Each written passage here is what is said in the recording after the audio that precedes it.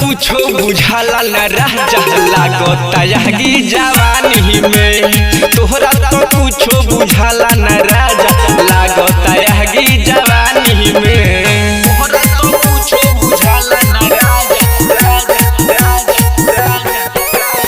लागता यागी जवानी में।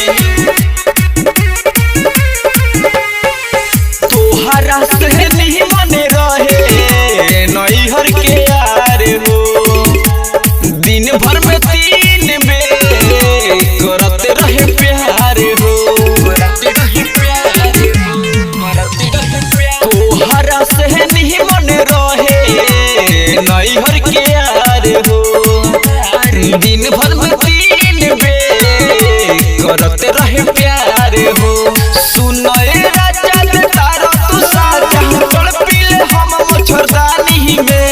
तोहरा तो कुछो बुझाला न राजा लागता यागी जवानी में। तोहरा तो कुछो बुझाला न राजा लागता यागी जवानी में। तोहरा तो कुछो बुझाला न राजा लागता यागी जवानी में। राजा रो सोन पिया छोड़िया बहारा घरे रहत लूटल जाई से जिया पलहारा।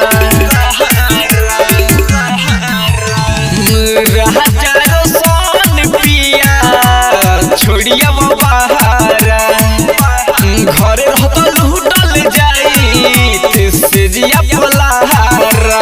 देवरा छोटन सोनू गगन के बीतता दिन मन महनी में। तोहरा तो कुछो बुझाला न राजा लागता यागी जवानी में।